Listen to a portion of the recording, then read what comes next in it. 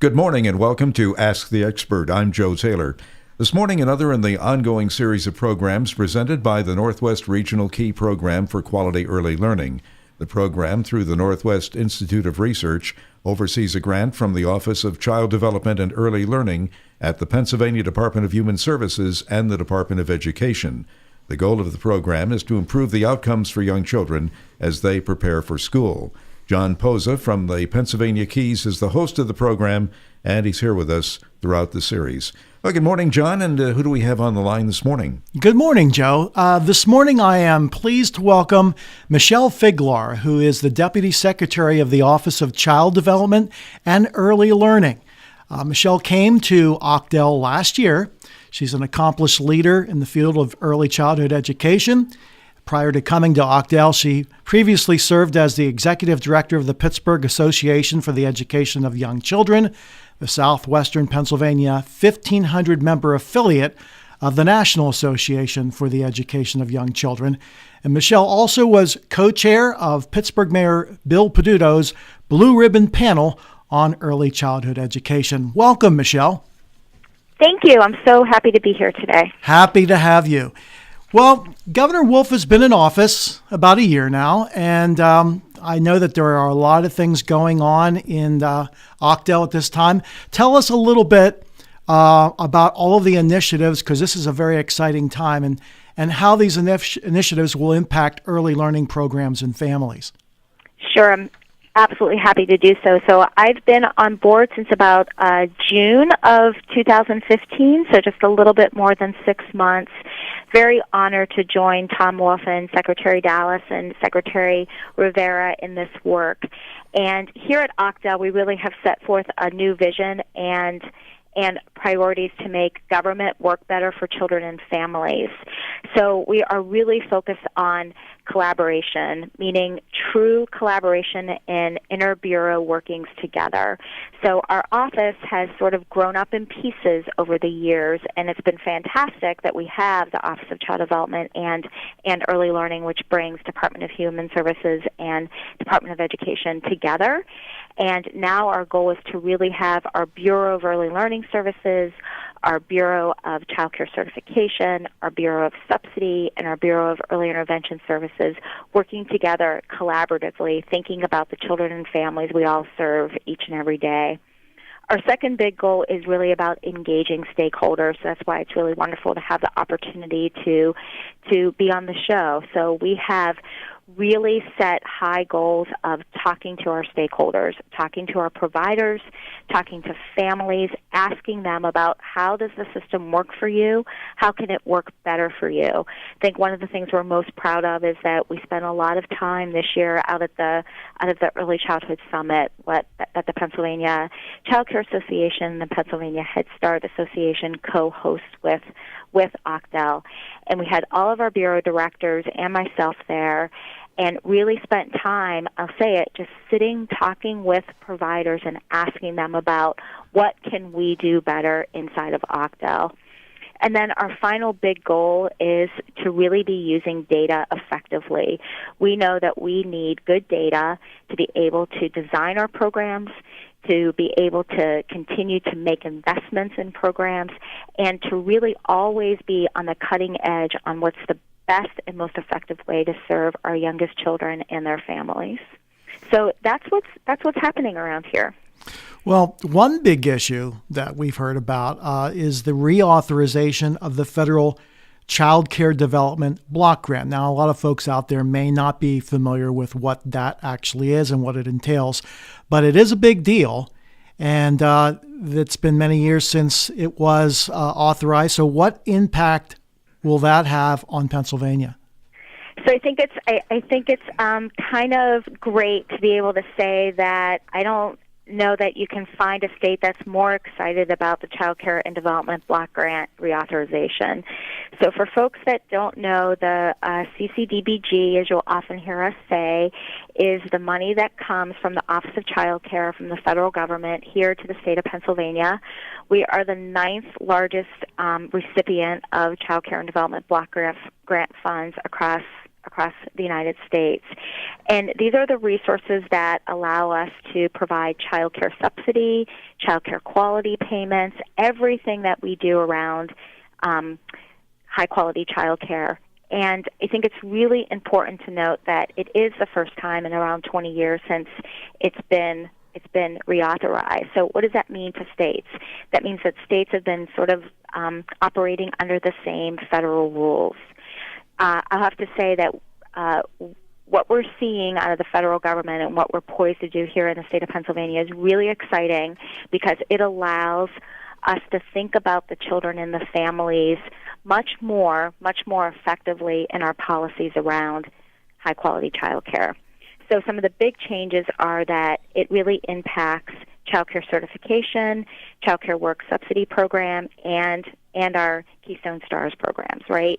It's going to allow families to have consistent care. So starting this week, actually, there's just a press release about it yesterday, families will be able to be qualified for child care on a 12-month basis. So prior to this, families would have to be redetermined every 6 months. Now, a family comes in, they qualify for child care works, they can keep that qualification for 12 months. So that's not only great for families and allows them to have steady child care assistance, right? It's also really good for children. So children get to stay in their place of care, right? We're not, now we're really thinking about consistency of care. It also really helps us focus on continued health and safety for all children. So we will be now certifying all of our family child care homes, and it allows us to have an opportunity to have more contact with our family child care providers. And that's a wonderful goal to have. It's going to allow us to really work closely with our family child care providers and ensure that children are in healthy environments, safe environments, and then moving these environments to being high quality, moving them into Keystone Stars. So I think that we are just really excited about all of the opportunities. One of the other opportunities we have is that we can really start prioritizing child care for our most vulnerable populations. So we have the opportunity now here in Pennsylvania to really think about how do we provide high-quality child care to families who may be experiencing homelessness or teen parents. Through some of the public comment period that's been happening, we've really heard that we want to think about how we serve children with special needs. So I should have backed up and started with, we have done public comment periods all across the state. So we really are taking seriously, very seriously, what do our stakeholders think about what our state plan should look like. So we're looking at all those public comments now. We're going to gather them together, and they are really going to impact what we send to the federal government in March.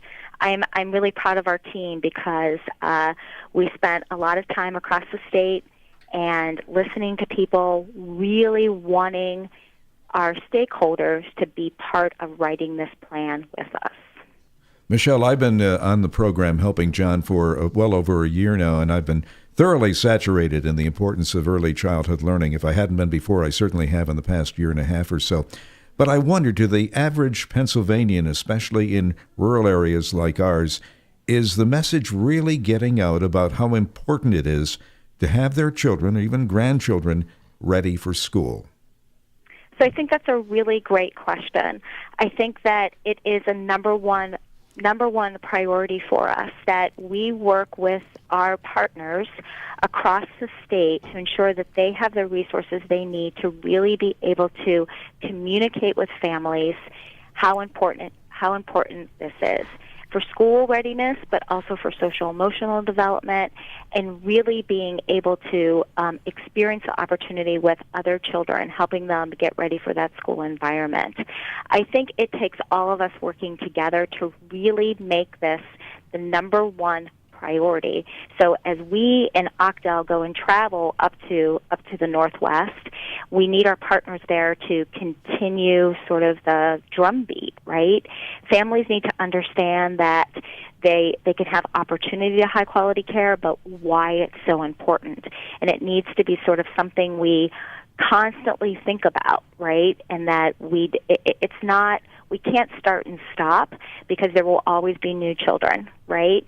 So I think it takes all of us working together. I think this radio show is, a brilliant idea. I think it's important for families to hear that they are a valued partner in this, right? They're an equal partner in this work with us. Well, Michelle, I wanted to put in a plug for an upcoming show. We talked about community and family engagement being so important in getting the word out. We'll have Sarah Holland as a guest on our show in a next month or so, and she is a family engagement coordinator or specialist with Ochdale. So she'll obviously talk about all sorts of things that we can do to help get the word out and to get families engaged. But yeah, I'll just add to that too. I think with our emphasis and opportunities now with our family child care providers, right? We know that there are more family child care providers in rural parts of the state. Right. So now that we are going to have a more consistent relationship with them, a much more intentional relationship, they are the folks who see parents every day, twice a day. You don't take a bus to your family child care home, right? Right. Most families who choose family child care choose it because they want a home environment. It's close to their own home, and it's something familiar to them. This gives us a much more intentional relationship with that family, who then we can help influence to say, look, this is a really important thing you're doing, right? This is a great opportunity to talk to them. So I'm excited about that.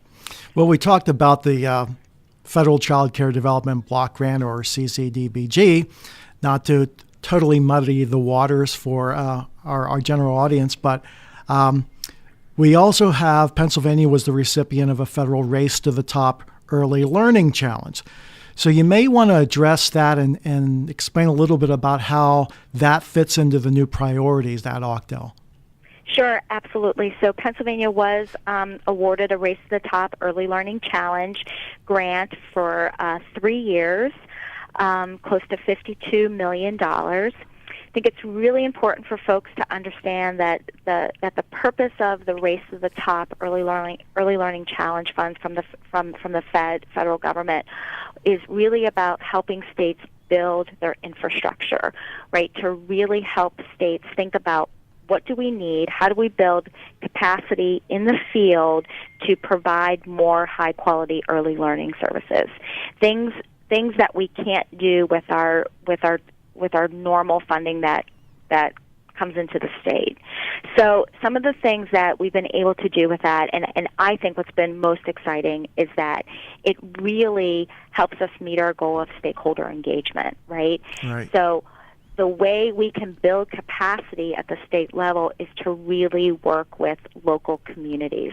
So it's allowed us to fund 38 community innovation zones where there are actually local initiatives that are working together from school building with local providers, other nonprofit entities, to really think about school readiness and high-quality child care.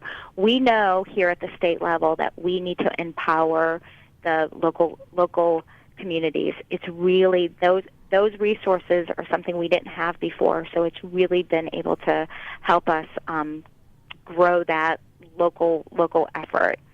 I think the other big sort of great goal about that is that it's allowed us to develop the early learning GPS, which is a web-based tool and app that helps families learn about their child's development, but also sort of set a course for it. Again, that's about our stakeholder engagement. It allows us to reach families and help families understand how they can help their children.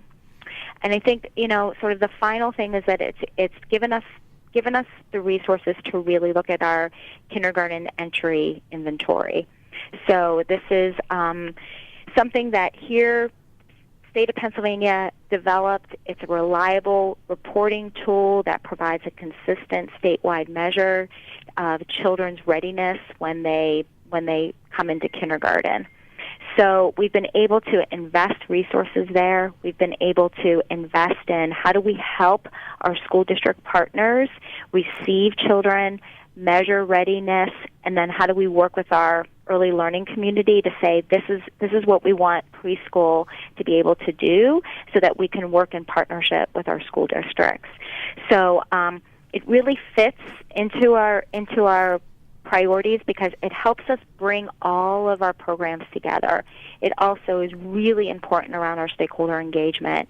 And then I think, it really gives us sort of the boost we need to really think about a P3 alignment, so a prenatal to third grade alignment. So it's allowed us to have a deeper relationship with the elementary and secondary education office. It's allowed local communities to have a deeper relationship with their school districts. Even though there are vast cultural differences between low-income urban and low-income rural areas of Pennsylvania, it would seem they share a common need for effective early childhood learning. I certainly you would agree with that. And you may have touched upon this a bit. How do you design programs that serve both populations, in fact, all populations in the state? So I think what it's really important is I think Pennsylvania has one of the strongest early learning standards. I think they're the strongest standards in the country. And when you base program design on pedagogy that's solid around early learning standards, when you think about children's development, when you at the core invest in developmentally appropriate practices.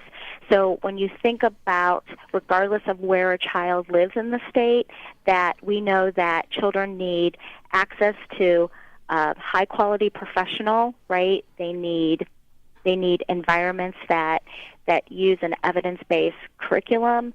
They need environments that are invested in developmentally appropriate practice and play. They need environments where the adults are have access to professional development, ongoing learning. It doesn't matter which part of the state you're in, and every child needs those things. So when we design programs, really thinking about what do children need, what is best for young children, how do we stay laser focused on pedagogy and developmentally appropriate practice, that's how we're able to take things to scale. Well, on that note, another big news item this year was when the William Penn Foundation, which is based in Philadelphia, and the University of Pennsylvania, released its inquiry into Keystone Stars. Now, for those who follow the program, they know that Keystone Stars is Pennsylvania's quality rating improvement system for childcare and preschool providers. What are Ocdel's plans to use the recommendations that came out of that inquiry? So first, I'm really grateful to the William Penn Foundation for funding the inquiry and for the University of Pennsylvania for publishing it.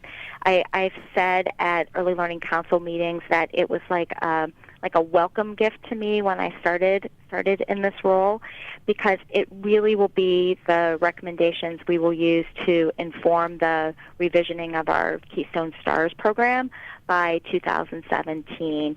So our Keystone Stars program, for folks who don't know, is probably about 12 years old now, I would think, yeah, right? I think you're right. So, and it's also really important to note that Pennsylvania was one of the first states out of the gate to design and invest in, I should underscore, a quality rating system. So when most states were not even thinking about a quality rating system, Pennsylvania was one of the first out of the gate. So with anything, you have to constantly be refining it. So Pennsylvania, along with just a couple other states, are in this place where our QRIS systems are kind of in their adolescence, and we need to think differently about sort of how do we implement it. So so it's, it is definitely the right time for this. And I think what I really want folks to know, it's not that the system is broken, it's just that it's time to refine it, right? And what we've really heard from the field is that the Keystone Star system has become somewhat burdensome, especially around some of the paperwork and some of the worksheets, and those of you who are listening in that sort of live and breathe this every day, you know exactly what I mean. So it's about how do we get our system to really look at the powerful standards, the few and the powerful standards that really help us focus on high quality programs and good child outcomes. So I think one of the results that we're really excited about, and I think we're one of the few states that are actually able to talk about this, is that children who participate in Keystone Stars 3 and 4 centers show higher proficiencies than children in Keystone Stars 1 and 2 centers. Our authors have said that no other state can say that. So I think what our listeners need to hear is that we know that investing in high-quality programs work, right? But we also need to look at the inquiry and say that we really want to focus on child outcomes and really looking at streamlining our standards. Some of the recommendations that OCDEL will engage in with stakeholders, and we have some STARS revisioning work groups starting up, is streamlining our STARS standards to focus on those evidence-based standards. Modify the required sources of evidence, right, so that Keystone Stars can maintain its rigor without being rigid. That's sort of one of the phrases we, use in the office now. We want to maintain rigor, but we don't want to be rigid about it. We really need to define Keystone Stars levels as steps to quality instead of steps of quality. So even changing that small word, steps to from steps of, really allows providers to say, yes, I'm going to get from a 1 to a 2 or a 2 to a 3. Again, stakeholder engagement is absolutely essential and the number one priority of this work. It's absolutely what we heard from the inquiry. We heard it at the release of the inquiry and in this office, and this administration is absolutely committed to that. And then we want to align STARS revisions with other department initiatives as well. We are really, really focused on how do we integrate all of our programs. So we're really excited about it. And I think the final thing is one of the big things we learned is that we really need to evaluate the current financing structure with some national experts. I think that the revisioning work is exciting because we're going to engage Pennsylvania stakeholders, but I have to say that I am also really excited about engaging national experts. Again, Pennsylvania will be one of the first states, maybe if not the first state, that's going to revision this, and we're going to lead again, right? So we've been leading all along. We're going to lead again. I'm really excited about having the best thinkers around QRIS systems here in Pennsylvania with us so that we can revision together. Michelle, thank you so much. The time has just flown, but the information that we shared, the information especially to a general audience not being aware of all that is going on at OCDEL, is certainly of value and very enlightening, I'm sure. And I want to thank you again for being on the program, and I wish you the best of luck. Many exciting things going on in Harrisburg and with OCDEL, so thanks again. Sure, I'm absolutely honored. Thank you. And that's our program for today. We'll be back in 2 weeks at this same time. In the meantime, you can go online to learn more at papromiseforchildren.com. For John Posa and the Northwest Regional Key Program for Quality Early Learning, I'm Joe Taylor. Thank you for listening and have a great day.